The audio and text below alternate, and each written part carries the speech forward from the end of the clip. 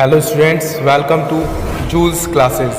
Today I am going to start Physics of Class 10, Chapter 13, Magnetic Effects of Electric Current, Video Part 3.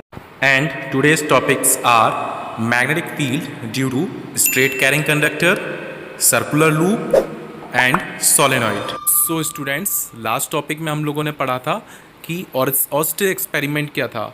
तो Orsted experiment के ही आगे का जो part है वो आज हम पढ़ेंगे। तो उससे पहले हम पढ़ते हैं राइट हैंड थंब रूल। तो यहाँ दो रूल्स को हम पहले पढ़ते हैं। Right hand thumb rule, if a current carrying conductor is held by right hand keeping the thumb straight and if the direction of electric current is in the direction of thumb, then the direction of wrapping of other finger will show the direction of magnetic field. Means क्या हुआ कि अगर हम अपने right hand को कोई right hand में कोई करंट कैरिंग कंडक्टर को इस तरीके से हेल्ड करके रखते हैं, पकड़ के रखते हैं कि जो थंब है हमारा स्ट्रेट हो, जैसा कि आपको फिगर में दिख रहा है नीचे। And if the direction of electric current, तो क्या होगा, जो थंब है वो इंडिकेट कर रहा है आपको direction of electric current. And जो कर्लिंग फिंगर्स हैं, जो मुड़ी हुई फिंगर्स हैं, वो क्या शो कर रही हैं, मैग्नेटिक फील्ड की डायरेक्शन। तो यहाँ हम ये कह सकते हैं, अगर हम अपने हाथ में कोई वायर या कोई कंडक्टर रखते हैं और इस तरीके से रखते हैं कि उसमें करंट जो है वो नीचे से ऊपर की तरफ जा रहा है, अपवार्ड टाइप में जा रहा है, जैसे कि इसमें शो हो रहा है फिगर में अपवार्ड जा रहा है, तो कर्लिंग फिंगर्स जो है, मतलब यहाँ जो डायरेक्शन ऑफ मैग्नेटिक फील्ड क्या हो जाएगी आपकी, एंटी क्लॉकवाइज। और अगर ये डाउनवर्ड डायरेक्शन में अगर करंट फ्लो हो रहा है तो क्या हो जाएगा, आपकी डायरेक्शन ऑफ मैग्नेटिक फील्ड क्या हो जाएगी, क्लॉकवाइज। तो इस रूल की हेल्प से हम क्या कर सकते हैं, किसी वायर में से अगर करंट फ्लो हो रहा है तो हम वहाँ मैग्नेटिक फील्ड की डायरेक्शन फाइंड कर सकते हैं, और अगर मैग्नेटिक फील्ड की डायरेक्शन हमें गिवन है तो हम करंट की डायरेक्शन फाइंड कर सकते हैं, करंट किस डायरेक्शन में फ्लो हो रहा है। Next is Maxwell's cork screw rule. तो ये रूल भी काफ़ी कुछ हम कह सकते हैं right hand thumb rule type में ही है। तो as a Maxwell cork screw rule, मतलब इसको मैक्सवेल एक साइंटिस्ट थे, उन्होंने दिया था। तो Maxwell cork screw rule, if the direction of forward movement of screw shows the direction of the current, then the direction of rotation of screw shows the direction of magnetic field.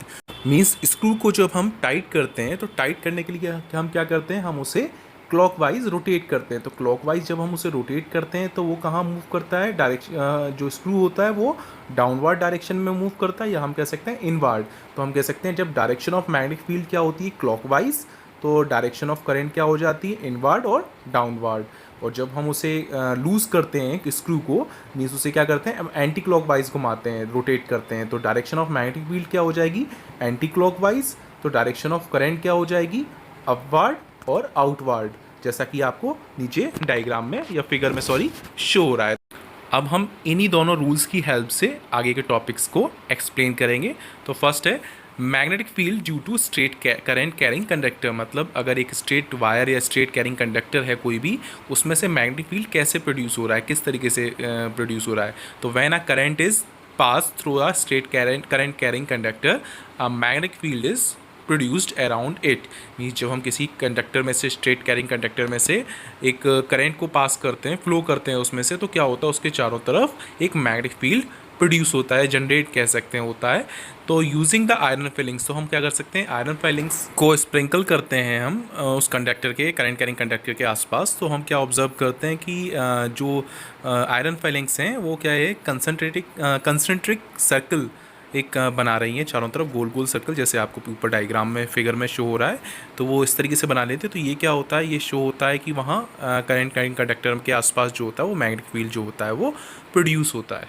Next one, magnetic field due to current carrying circular loop. Means straight carrying conductor के बाद और straight ने क्या करा था, अब circular loop में भी उन्होंने देखा कि एक सर्कुलर कॉइल जो है या लूप है, उसमें भी मैग्नेटिक फील्ड प्रोड्यूस होता है या नहीं होता है।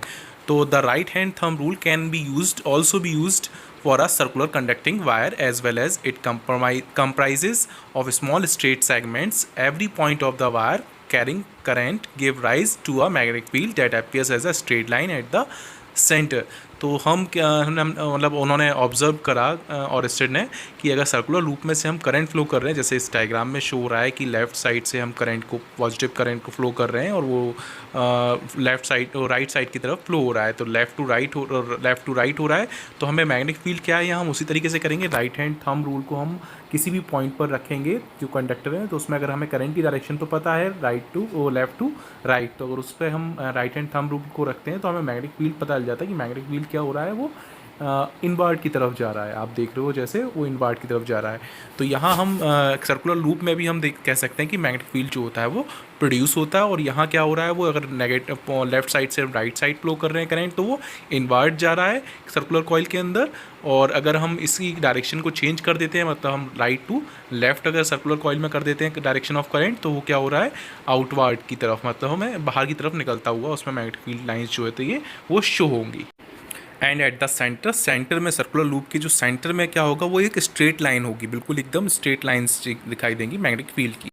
Next, magnetic field due to current carrying solenoid. तो अब मीन्स सोलेनॉइड क्या होता है, तो a coil of many circular turns of insulated copper wire wrapped closely in the shape of cylinder is called solenoid. तो अगर हम किसी भी इंसुलेटेड कॉपर वायर जो होता है उसके कई सारे नंबर ऑफ टर्न्स कर दें कॉइल की तरीके से, और वो एक पास क्लोज करके रैप करें उसे, और वो सिलेंडर की शेप में आ जाए, उसे हम कहेंगे सोलेनॉइड।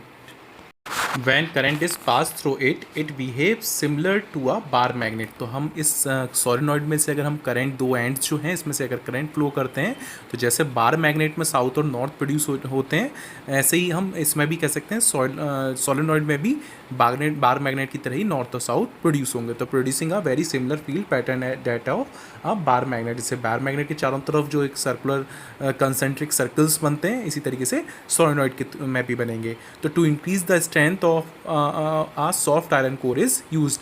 तो इसकी स्ट्रेंथ को, मतलब इसकी जो मैग्नेटिक फील्ड है, जो मैग्नेटिक फोर्स है, उसकी फोर्स को इंक्रीज़ करने के लिए हम क्या कर सकते हैं, इसके अंदर एक सॉफ्ट आयरन का कोर जो टुकड़ा होता है सॉफ्ट आयरन, उसको हम इसमें डाल के अंदर यूज़ कर सकते हैं, जिससे वो मैग्नेट की तरीके से बिहेव करेगी। हम एक बार फिर से सोलेनॉइड को देख लेते हैं। A coil of many circular turns, जो ऊपर सर्कुलर टर्न्स दिख रहे हैं आपको इंसुलेटेड कॉपर वायर के, उसको हम क्लोजली रैप कर दें, एक दूसरे के पास बहुत क्लोजली करें और सिलेंडर की शेप में उसे बना दें, तो उसे हम कहते हैं सोलेनॉइड, जैसे कि ऊपर फिगर में आपको शो हो रहा है। तो ये जो ऊपर हैं ये दोनों सोलेनॉइड के यूज़ है। तो the strength of a magnetic field produce depends upon, अब इस सोलेनॉइड की जो मैग्नेटिक फील्ड जो प्रोड्यूस होता है उसकी स्ट्रेंथ, उसकी ताकत कितनी होगी मैग्नेटिक फोर्स की, तो वो किस पे डिपेंड करती है, तो एक तो नंबर ऑफ टर्न्स, मतलब जितने नंबर ऑफ टर्न्स इंक्रीज होंगे उतनी स्ट्रेंथ जो है वो इंक्रीज़ करेगी, मीन्स उतना ही मैग्नेटिक फील्ड जो होगा वो ज़्यादा पावरफुल होगा।